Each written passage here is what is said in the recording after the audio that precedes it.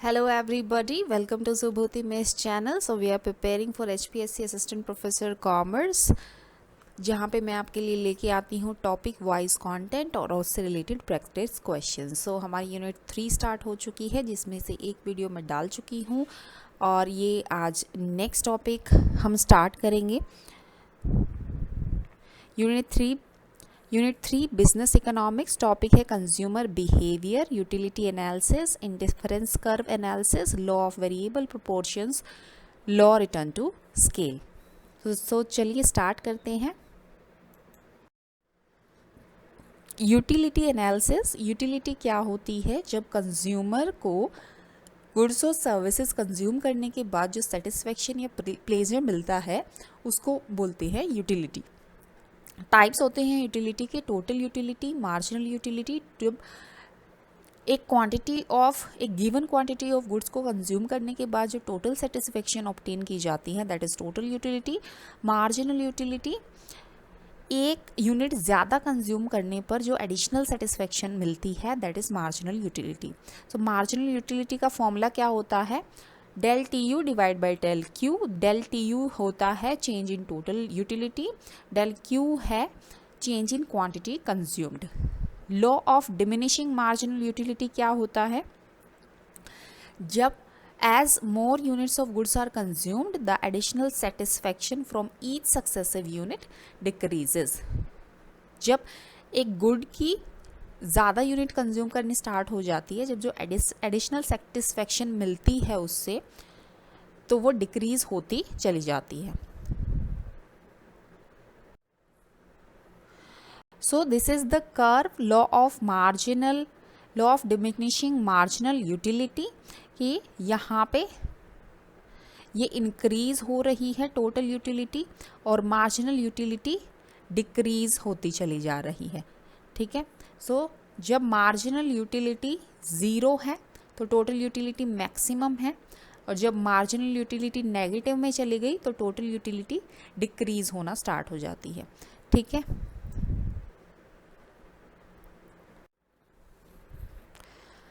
Next is indifferent curve analysis.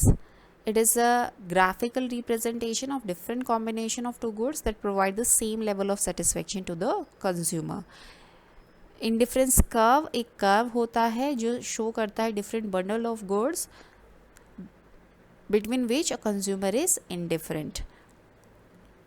Marginal rate of substitution, the rate at which a consumer is willing to substitute one good for another while maintaining the same level of satisfaction, that is marginal rate of substitution. Properties होती हैं indifference curve की, downward sloping. Downward sloping क्यों होता है indifference curve? जब एक good की कुछ यूनिट से कंज्यूमर गिव अप कर देता है तो दूसरी गुड की वो गेन कर लेता है। So this will give the equal satisfaction to the consumer. Next is convex to the origin. So due to the diminishing marginal rate of substitution, that's why the indifference curve is convex to the origin. Non intersecting होते हैं, दो जो indifference curve होंगे वो कभी भी एक दूसरे को क्रॉस नहीं करते हैं। So this is indifference curve. यहाँ पे जो हर एक पॉइंट है that is giving the equal level of satisfaction to the consumer, and this is indifference map. Indifference map and budget line. So indifference map, a set of indifference curve showing a consumer's preferences across different level of utility. Budget line shows all combination of two goods that a consumer can afford given their income and prices. Budget line में वो सारे combination show करती है दोनों goods का जो एक consumer afford कर सकती है अपनी इनकम के अकॉर्डिंग और गुड्स के प्राइस के according. Okay. So consumer equilibrium कब होगा? The consumer reaches equilibrium where the budget line is tangent. ये बजट लाइन है और budget line is tangent to the indifference curve at this point. इस point पे, ये जो पॉइंट है आपका, at this point the MRS equals the price ratio of the two goods. So this will be the satisfaction point of the consumer, or you can say equilibrium.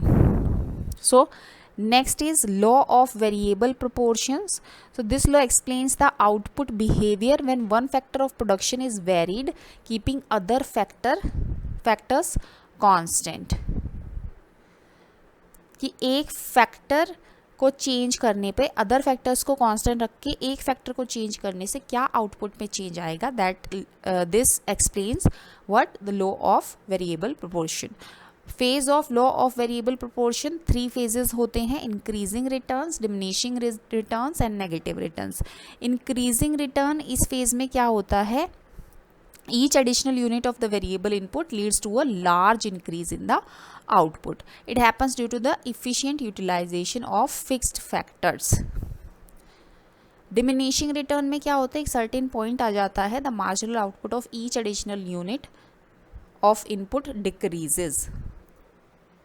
This occurs because the fixed inputs become a limiting factor. Next is negative returns. Eventually adding more of the variable factor decreases total output. जब ज़्यादा variable factor को add कर देते हैं तो total output decrease हो जाता है and resources become less efficient. Resources को इफ़िशिएंटली यूज़ नहीं किया जाता है. That in this situation it is called negative returns. So TP, MP and AP के कर्व्स आ जाते हैं इसमें. टोटल टीपी शो करता है टोटल आउटपुट, एमपी शो करेगा additional output from each additional unit of the input, और average product curve show करेगा average output per unit of the input. So this is the curve total product and MP. ठीक है, सो ये phases आ जाते हैं इसमें, phase 1, phase 2 and phase 3. और ये this is your point of inflection जहाँ पे फेज़ 1 ख़त्म होता है और यहाँ पे जो एमपी है वो मैक्सिमम होती है. फिर फेज़ 2 स्टार्ट कहाँ से होता है, जहाँ एमपी मैक्सिमम होती है, और ये एंड होता है जहाँ पे एमपी ज़ीरो हो जाती है. ठीक है, और जब एमपी ज़ीरो होगी तो टीपी मैक्सिमम होगी. ठीक है, फिर उसके बाद जब एमपी नेगेटिव हो जाएगी, एमपी नेगेटिव होगी तो टीपी जो है वो डिमिनिश होना स्टार्ट हो जाएगी. Right. Next is law of returns to scale. इस ये लॉ एक्सप्लेन करता है that how output response when all the factors of production are increased simultaneously. कि जब सारे के सारे फैक्टर्स ऑफ प्रोडक्शन को इंक्रीज कर दिया जाता है तो किस तरीके से आउटपुट रिस्पॉन्ड करेगा, that is law of returns to scale. Types है इसकी, increasing returns to scale, constant returns to scale, decreasing returns to scale. तो इंक्रीजिंग रिटर्न्स टू स्केल क्या है, output increasing by a larger proportion than the increase in the output. Example, जैसे input double कर दिया लेकिन जो output है वो डबल से भी ज़्यादा आया, that is increasing returns to scale. Constant return to scale कि output increases in the same proportion as inputs. अगर इनपुट्स को डबल किया है तो एग्जैक्टली आउटपुट भी डबल ही हुए हैं, उससे ज़्यादा या कम नहीं हुआ.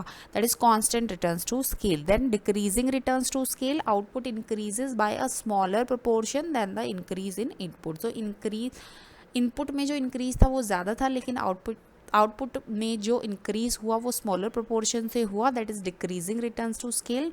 एग्जाम्पल, इनपुट को डबल किया लेकिन आउटपुट डबल नहीं आया. ठीक है, so this is your graph of laws of returns to scale. Okay, so that was the whole topic explanation notes, and now we will start the practice question. What does the term utility refers to in economics? So utility refers to the satisfaction from consuming goods. Option number B. Next is the marginal utility of a good is the satisfaction from consuming one more unit of the good. Okay, one more unit of the good, that is marginal utility of a good. Next is according to law of diminishing marginal utility increases as more units are consumed, marginal utility decreases as more units are consumed. So option number C. Next is when total utility is at its maximum, marginal utility क्या होती है, zero होती है, option number B. Next is if marginal utility is negative what happens to the total utility, तो total utility, marginal utility जब negative होती है तो टोटल यूटिलिटी डिक्रीज करती है, option number B. Question is in cardinal utility theory utility is, cardinal utility क्या है, cardinal utility में यूटिलिटी क्या है, ये जब हम मेजर करते हैं यूटिलिटी को नंबर्स में, that is cardinal utility, option number A. Next is which of the following best explains the concept of ordinal utility, ordinal utility इनमें से कौन सा बेस्ट एक्सप्लेन कर रहा है, option number B, consumers rank preferences without assigning numerical values. So इसमें ordinal utility में क्या होता है, रैंक प्रेफर करते हैं कंज्यूमर्स, न्यूमेरिकल वैल्यूज नहीं देते, न्यूमेरिकल वैल्यूज किन में देते हैं, कार्डिनल यूटिलिटी में, okay. Next an indifference curve shows, indifference curve क्या शो करता है, combination of two goods that give the consumer the same level of satisfaction, option number C. Next is the slope of an indifference curve is called, उसको क्या बोलते हैं, उसको बोलते हैं MRS, marginal rate of substitution. Question is indifference curves are convex to the origin because, क्यों होते हैं, due to marginal rate of substitution decreases. Next is which of the following is not a property of indifference curve, इनमें से कौन सी property नहीं है indifference curve की, so slope downward can intersect higher, indifference curve represent higher utility, indifference curves are convex to the origin, so indifference curve can not intersect, so that is not a property of indifference curve. Question is at the point of consumer equilibrium which condition holds true, so MRS equals to the price ratio of two goods, that is the condition which is true at the point of consumer equilibrium.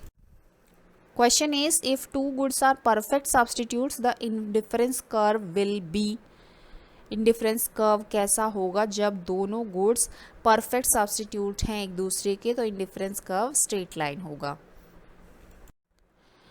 Next is which of the following statement is true for indifference curve, indifference curve closer to the origin represent higher satisfaction, indifference curve represent a higher level, a higher indifference curve represents a higher level of satisfaction, indifference curve are always linear, ऐसा तो नहीं है, all indifference curves are identical, no, this one option number B, a higher indifference curve represent a higher level of satisfaction. Next is a consumer's budget line shows, consumer budget line, option A, the combination of goods that provide equal utility, the combination of goods the consumer can buy with their income, that is a budget line, consumer's budget line, option number B. Question is the law of variable proportions is also known as, इसको बोलते हैं law of diminishing returns, option number A.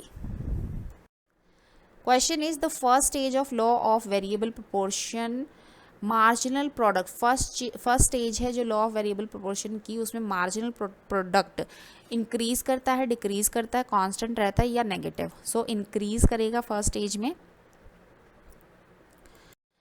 Next is in the second stage of the law of variable proportion marginal product is positive but decreasing. Next is in the third stage of law of variable proportion the marginal product become negative. Next is the law of variable proportions applies in the, law of variable proportion applies in the short run. Question is the law of returns to scale applies in the, law of returns to scale applies in the long run. Question is if all inputs are doubled and output more than double it is called, इसको बोलेंगे increasing returns to scale. Question is constant returns to scale means, Output increases in the same proportion as inputs. Yes, option number A. Question is, which of the following explains decreasing returns to scale? Output increases more than the increase in inputs. Output increases in the same proportion as input. Output increases less than the increase in input. Yes, this is decreasing returns to scale. Question is, which type of return is experienced first in the law of returns to scale? First, C, increasing returns to scale. So that's all for today. आज का हमारा topic यही finish होता है. If you like the content, please do like, share and subscribe my channel. Thank you so much.